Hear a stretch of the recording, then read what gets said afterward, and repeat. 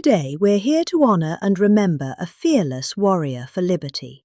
Beloved leader who galvanized the next generation like nobody I've ever seen before, and an American patriot of the deepest conviction, the finest quality, and the highest caliber.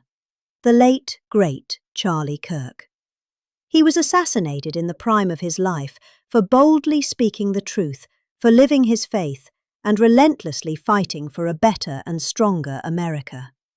I love this country, and that's why this afternoon it's my privilege to posthumously award Charles James Kirk, our nation's highest civilian honor, the Presidential Medal of Freedom. Thank you. It's incredible the way people are talking about him, and with great love. I mean, I read so many stories about some of the enemies, but I watch the enemies and it's hard for them to speak badly about them because they just don't. And then you do have people in the days since Charlie's killing. We've seen exactly why our country so dearly needed his example. We've watched legions of far-left radicals resort to desperate acts of violence and terror because they know that their ideas and arguments are persuading no one. They know that they're failing. They have the devil's ideology, and they're failing, and they know it. They feel it, and they become violent. They seem to become very violent on the left. They've rammed vehicles into federal law enforcement, fired sniper rifles at ICE agents, and me, you know. But I was made a turn at a good time. I made a turn at a good time. I turned to the right. Charlie couldn't believe it, actually. He said, "How the hell did you make that turn?"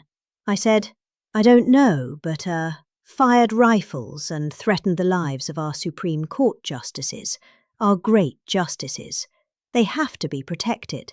We just issued a lot of money, $60 million to protect the Supreme Court justices. Very important. We can't let anything happen. In places of worship, we're protecting our people. We've seen that a candidate for Attorney General in Virginia boasted that he would want to see the Republican legislature, a legislator in Virginia, shot in the head and to see his children murdered. He actually sent this, and now he continues to run for office, and most people continue to back him. But he said he wants his man shot. He said, shot in the head and to see his children murdered, and they keep running. Pretty amazing, right? That's a bad one. Let's see how that turns out. But that's a really bad one. Nobody's heard that one before, especially in the wake of Charlie's assassination. Our country must have absolutely no tolerance for this radical left violence, extremism, and terror. We're done with the angry mobs, and we're done. We're not going to let our cities be unsafe. We're going to make sure our cities are safe. When you have Chicago, where they had 4,000 people murdered over a very short period of time, 4,000 people, and then we have a governor stand up and say, "Oh, things are going swimmingly." No, they're not. We're going to make Chicago safe, just like we're going to make, look what we did in DC, criminals. It's so nice that we started here, because this was one of the most violent places in the United States. It'd be dangerous to be right out here, but you couldn't go to a restaurant. The restaurants were all dying. The whole place was dying. You'd have these gorgeous, look at the Washington Monument over there. You'd have these gorgeous buildings and monuments and structures, and people were afraid to leave their apartment. They were afraid to go to work. They'd get into an Uber, and they'd feel safe, and then the Uber would be attacked. They thought they made it to safety, and then the Uber was attacked on the trip in. But we've done a great job, and now it's considered a totally safe city. We haven't had problems. Took us 12 days to make it great. We took out 1,700 hard criminals, career criminals in many cases, but these are hardened. Here, many of them came in through the Biden open borders.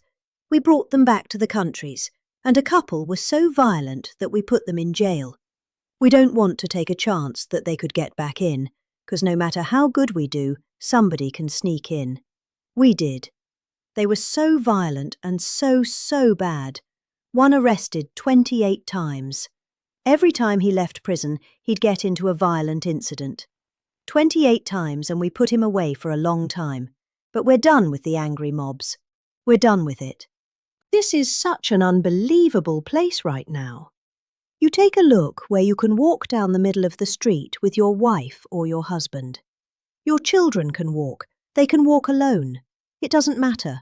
They can walk anywhere in Washington and they're safe now. If this were a year and a half ago, they'd have a serious chance of being badly hurt, even killed. Even killed. They'd come in from Indiana. They'd come in from Iowa. They'd come from Florida to see their nation's capital. And somebody would have to call the parents. I'm sorry, but your son or your daughter's been killed. Not anymore. You hear those sirens going off? That's good. That's a good sound. That means they either got the bad guy or they're going to stop the bad guy. You didn't hear that sound because nobody wanted to do anything.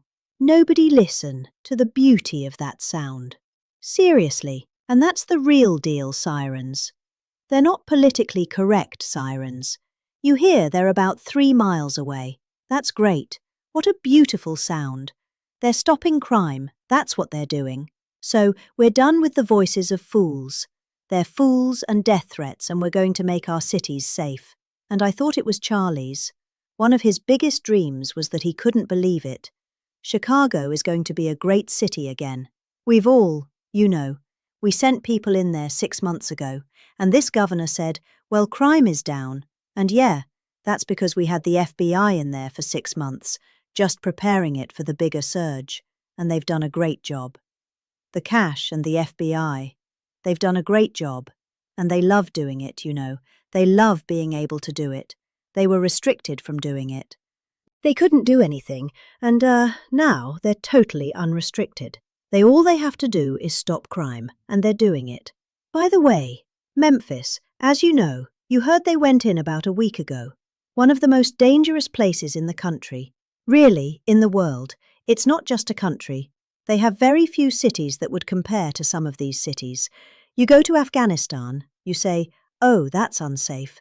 Well, the crime numbers are much better than crime numbers in places that we have. So, Memphis, I understand, is doing unbelievably in 1 week. It's like a different place. And this took 12 days. And then after that, we just perfected it. But after 12 days, we had good safety here. After 1 month. It's really amazing. And by the way, restaurants are booming. Restaurants are opening up. The big problem you can't get into a restaurant in DC anymore. So they're opening up. It's a beautiful thing to see. It's called safety. It's called law enforcement and letting them do their job. And that's why I said last month that I have directed the Attorney General and the Department of Homeland Security to confront the very real threat of left-wing terrorism in our country. It's a real threat. Not when you confront it, it's not because they're not brave people. In fact, they're cowards. When you confront them, they immediately fold. You have to see them fold.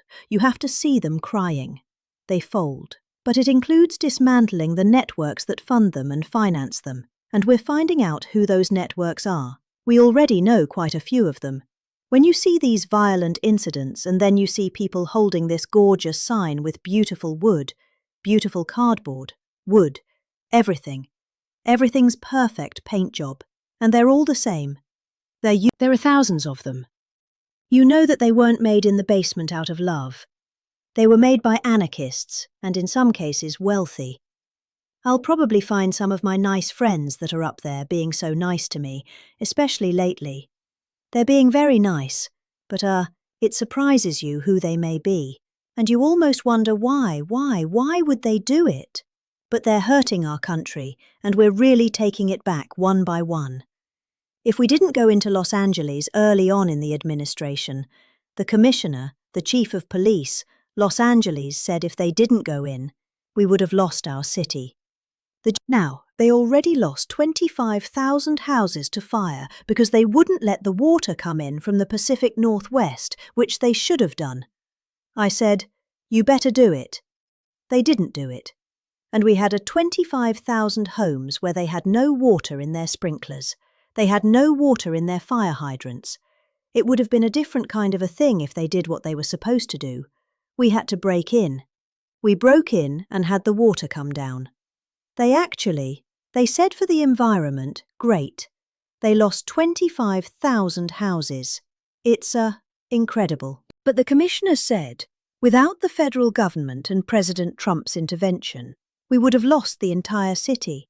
And we have the Olympics going there soon. I got the Olympics. We have the Olympics. We have the World Cup. And we have, most importantly, we have the 250th anniversary of our country.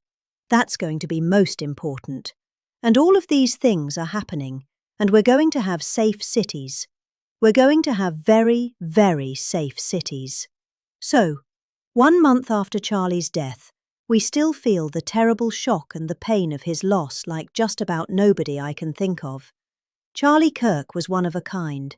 He was unstoppable. And he really was. Boy, when he had an idea in his head, oh, he would call me, "Sir, please, you haven't done it yet." Said, "Charlie, relax, just relax." He didn't relax. He called me the next day again. It got it done. But he was like indomitable and always will be. He's really irreplaceable. Nobody going to replace him, but they're going to do great, but you can't replace that kind of person and that kind of talent. Frankly, the word talent is an important word, but that kind of talent. So we hold his memory in our hearts forever. Every single day of this administration, we will continue to carry out the mission for which he lived. And he really did. He lived for this country. He lived for his wife and his family, but he lived for this country too. In Charlie's honour, we will continue like we have been to fight, fight, fight, and to win, win. Going to win so much. So the Presidential Medal of Freedom is a big deal.